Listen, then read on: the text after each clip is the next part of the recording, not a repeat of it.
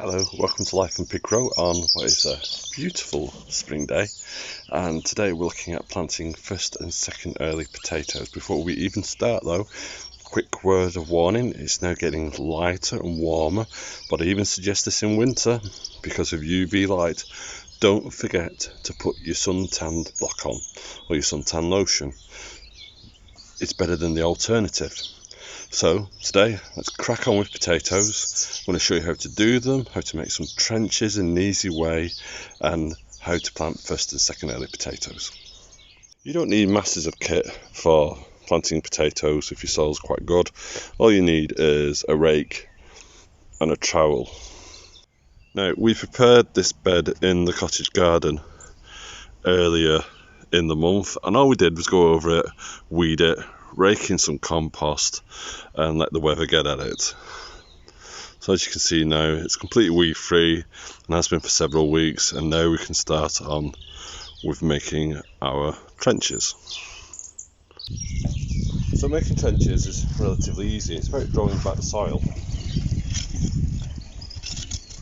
So what we do here is we go along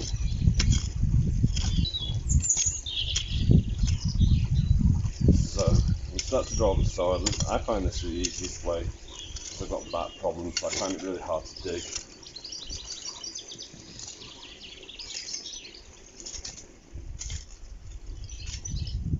And also it's a nice chance to go across it again to find the weeds that are in there, and I've found several already. I can discard them out. I can discard that out as well. Any stones I can get rid of.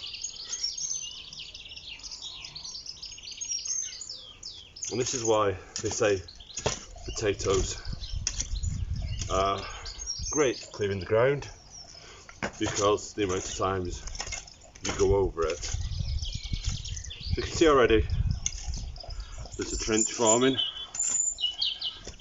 and I'm finding old plant labels.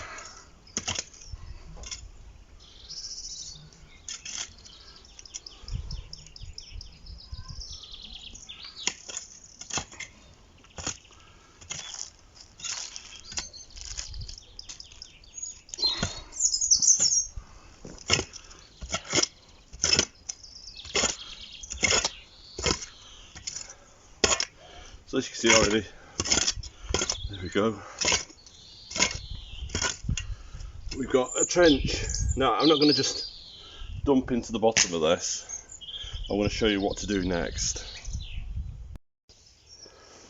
So as you can see, one trench raked out. I've flattened out the bottom. There are a few roots still in there, but they're from the old black currants that were in here. So now we're going to look at how to plant the potatoes. So I'm planting kestrel, which is first and second early, depending on where you want to take it. I've been chitting these. You can see these, the shoots have come up. I've been doing that since about February. They do take time. These should really have been planted a week ago, but we had a frost that held back from doing that. So they've grown up a bit longer, but it doesn't really harm them. If you have any potatoes with long white shoots on, all you need to do is rub them off, okay? And they will send out new shoots. I don't know if you can see here. Tiny little shoot coming out here. So the potatoes always wanted to grow, so you've got long white shoots because you've forgotten about them. Rub them off and they'll do it again. Don't forget also, label. You must write a label. Okay, let's look at how to plant them now. A potato in the trench. Now, I could just draw the soil back over, but I'm going to be a bit cleverer than that. I want to use this soil to earth up the potatoes, and earthing up is the process of making more space for spuds to grow. So the deeper you plant it, technically the more spuds you should get. But as it grows and the green shoots come out, you earth it up. You pull the earth in. So all I'm going to do is, using my trowel,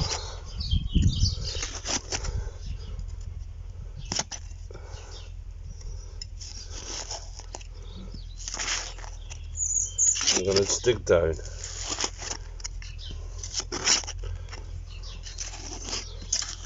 I find this the easiest way to do it. Now if you really want to go for it, you can plant your potatoes in compost bags, and that involves no digging whatsoever. just pop a couple of potatoes in a bag, and don't forget to add compost as they grow. So as you can see, I'm going quite deep, mainly because if there are any more frosts, I want my potatoes to be safe, and as I go further down, the soil is easy to dig, mainly because the frost hasn't got down there. So there you are, there's my potato, and the potato goes in like so, and then it's a matter of just covering over to the base of the trench again. There we go. That's how you do it. Now what I'm going to do is I'm going to carry on down the trench. Let's talk about spacing.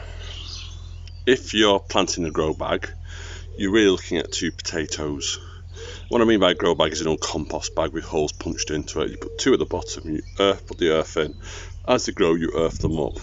You can do another version of that in a big pot where you put 2 potatoes, earth it up, put 2 more potatoes, earth it up, so forth and so on, going up the pot until you have quite a lot of potatoes in there. I wouldn't recommend any more than 6 in a 2 litre pot. In fact, I wouldn't even put them in a 2 litre pot. I don't put 1 in a 2 litre pot. I'm talking about a big pot. I'm talking something like bucket size and above. But let's talk about spacing in the ground. Now, first and second earlies, they come out June, July, depending when you planted it, roughly 12 weeks from now.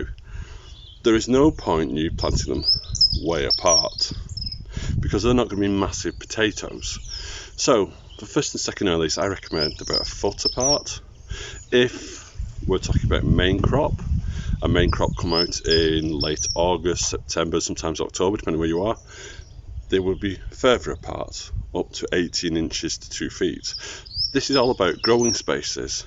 So in 12 weeks, these potatoes are going to produce quite a lot of little potatoes, but they're not going to produce as much as main crop. They're still a welcome taste early in the season. So don't be afraid, have a play around. I go for a foot apart, still get a good crop, and it means also I can get more early potatoes in a small area. So you can see the rows are roughly 2 to 3 foot apart. As you can see, the potatoes are in the bottom of the second trench at the moment, spaced out a foot apart. So it tells you where to plant them. And it's a good way to do this when you're digging your trenches, so you don't end up just having 1 potato in 1 trench. So that's 3 rows of early and second early potatoes put in the way that we do it. I'll come back to it later in the year so you can see how they're growing. And then I'm going to put this in, which we've got. This is a biochar soil improver. We've received this for free to review, so we're going to try it on the spuds and see how well it works. So until next time, thanks for tuning into Life on Pig Row. Don't forget you can find content here every Saturday, so don't forget to like and subscribe for up-to-date information on veg and flowers. Until next time, bye bye.